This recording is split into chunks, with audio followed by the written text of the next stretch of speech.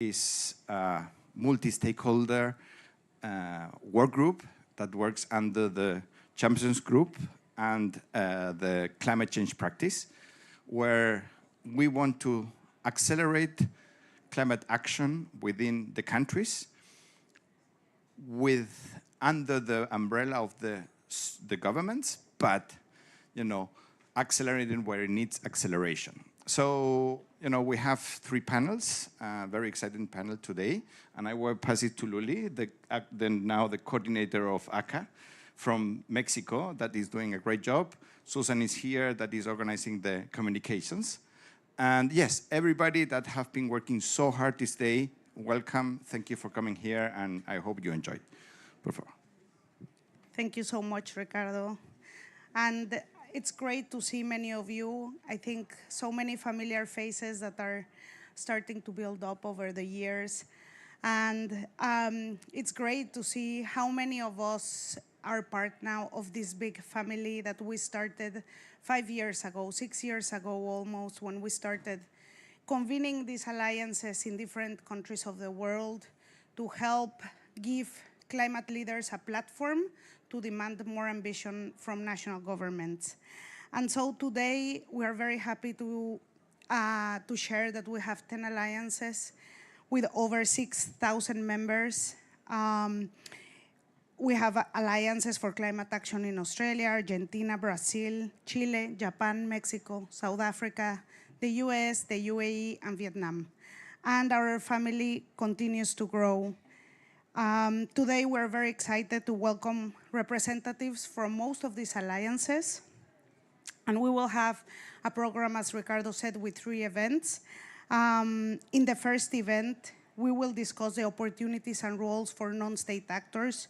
What a great opportunity we have at this COP to elevate the contributions of subnational governments and companies, and we will hear more, and also about exciting developments taking part in Philippines. In the second event, we will hear about the developments of the alliance here in the UAE. It was launched last year, and in only 1 year, they've had some amazing developments. And in the third event, we will hear from majors and representatives from Brazil, Japan, Chile, Australia, Mexico, and South Africa to hear about how subnational governments can work more closely with national governments over the next round of NDC implementation.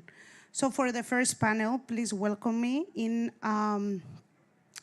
giving a warm reception to Ms. Trin Custodio, the Executive Director of WWF Philippines, Mr. Gonzalo Muñoz, Climate High-Level Champion for COP25, and Mr. Manuel Pulgar, our Global Lead for Climate and Energy in WWF. If it's okay, I will join you here. So, Trin, COP28 has highlighted an unprecedented way in which subnational governments and non-state actors can contribute towards meeting the goals of the Paris Agreement. And it seems that in many countries, this has become apparent, and there's more and more traction. Can you tell us a little bit about what has sparked the interest of companies, cities, and NGOs in Philippines to begin envisioning the creation of an Alliance for Climate Action? Thanks very much for that, Luli. So first, I would like to recognize the fellow founders and initiators of our Alliance for Climate Action in the Philippines. If it's okay if I just ask you to raise your hand and wave so that you know who in the group you will be part of this network. So starting off with representatives from the Ayala Corporation, one of the biggest conglomerates in our country. We have Wetlands International Philippines, an NGO, and we have actually Mayor Alfredo Coro, who might be stuck outside. But he is the local chief executive of some of the most beautiful gems of our 7,640 islands in the Philippines. We are here to learn from all of you and to seek allies as we develop our concept, and also to prepare for the launch of our Climate Action Philippines Alliance next year. So speaking of the mayor, right. So coming to what sparked the interest in forming our ACA, the idea got started in a sustainability forum that we co-organized with the SM Group, which is our country's largest conglomerate, last year. And it was really a means to carry on the exchanges. It was very important that the participants were already NGOs, companies, and local government units. And it was also great that the ACA model had a formal role under the high-level champions group because that differentiated our ACA from the other coalitions that our founders were part of and that our intended members were also part of. And our initiating group are all climate leaders in their own right. They all have their own initiatives, but what we were missing really was this platform for accelerating synergies. And that's what we hope our ACA to be. Yeah, thank you. Thank you so much, Trin. And Gonzalo, we've seen that some of these conditions described by Trin in Philippines illustrate a trend that began maybe before COP25, but I think it took special energy after COP25. Can you tell us your views about the evolution about non-state actor and the subnational agenda from COP25 to COP28? How has the notion of collaborative whole economy approach have become more consolidated in the past 3 years? Thanks so much, Luli. And it's a two-way trajectory, I would say. So most of the work that we're referring to starts with the Lima Paris Action Agenda led by Manuel Pulgar Vidal when he was in the presidency of COP20 and landed very properly at COP21 with the idea of not only the high-level champions at the global climate action, the idea that non-state actors are fundamental to implement the treaty. There's no way that the governments will do that alone. Quite the opposite. They will fail dramatically if they don't integrate the role of subnational governments. Municipalities are absolutely critical. The reality happens in those territories. The reality happens with the financial sector providing the incentives. It happens with the role of business innovating and doing the work that well aligned, and of course the role of civil society pushing the borders and making the whole of the system integrate in a better way. The other track was the best practitioner that I can refer to, and is the one that is hosting us here, We Are Still In. Because the reasons of existence of We Are Still In and the phrase itself, or America is all in at this point, but at that point was We Are Still In, WASI, was referring to the topic of, we have a problem. Houston, we have a problem. We have elected a president that wants to take us out of the Paris Agreement. We are still in. And who was saying we are still in? Of course, subnational governments like the government of California, New York, and many other ones, municipalities and mayors from all across the country in the United States. A lot of support from financial institutions. Of course, WWF immediately said, we are here to support, and congregating a lot of other civil society organizations and businesses also joining.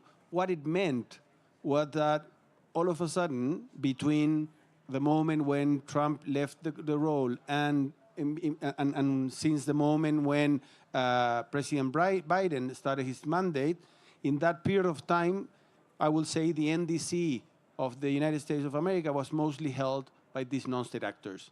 And they elevated the ambition, as we have seen. So what it means is like, it's a proof of concept that countries have done their job by reaching and signing the Paris Agreement. Afterwards, the work is for non-state actors to implement the agreement and to activate the ambition loop.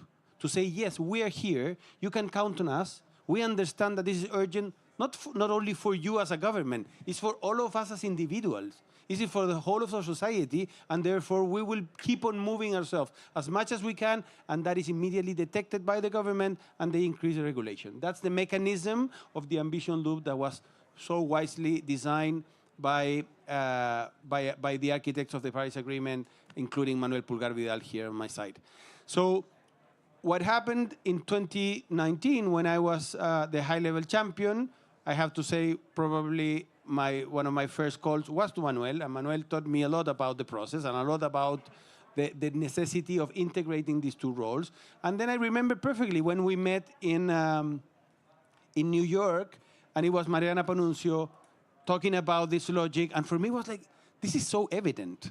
This is probably the best tool that we have in order to activate the ambition loop and implement the Paris Agreement. It's absolutely perfect, and it has been proven. So let's implement more ACAs all around the world so we can have not only this group of non-state actors talking about the importance of integrating their own needs and their own understanding of the climate crisis, but also connected at least around one topic that serves the NDC, right? So it's like all municipalities, all businesses, all financial institutions, universities or academic institutions, civil society, everyone saying, okay, what we can do that no one else will do in our country that serves our ministry to fulfill the NDC or hopefully to enhance the NDC. So in this moment, when we're confronting a radically polarized politics situation in the world, when we go the pendulum from one side to the other, and we see in many countries, as we're seeing now in Argentina. So if there's anyone in Argentina, count on us. Like we want the Argentinian ACA to play an extraordinarily relevant role in the next years, where it's supposed to be confronting a situation of a national leader that says many things, right? But the point is that it might threaten the role of Argentina on mobilizing climate action. Well, this is the moment when that backpack is going to be held by our ACA, right? So we all should be supporting that. We should all be considering the importance of America is all in for the next election, right? And get ready for hopefully supporting the next government in that sense. So in a moment when the politics in the world are so fragile in that sense, well, the ACA plays a much more important role. And also there's another thing happening. We have the Paris Agreement. We have now also, since last year, and Manuel was also very important on that, the Kunming-Montreal Agreement on Biodiversity. We're working towards an agreement on plastics that hopefully is going to be signed in the first months of 2025. We have another agreement that maybe is going to be signed at the end of next year around the desertification treaty. We have Minamata, we have Stockholm, we have many other agreements that talks about the importance of non-state actors to connect and develop the type of measures that governments will require from us. So I think that is also a possibility of the ACAs to understand that we are here also as individuals and as organizations, understanding that when it comes to pollution, when it comes to degradation, when it comes to environmental needs and social needs around this problem and adaptation, well, we're the ones confronting that. We must do it integrating also all of the things, all of the different topics that the different governments are either negotiating or have already been signed. So what I mean for that, if you see that we already have several agreements, once the agreements are signed, it's in the moment of implementation. And that implementation happens in the ACAs. So we don't have to wait. As I said, like we might have another agreement on plastic, another agreement on desertification, period. All the rest are signed. So the only thing that we should do is to implement as much and as fast as possible. And for that, as I said, the ACAs are absolutely the perfect tool. Thank you.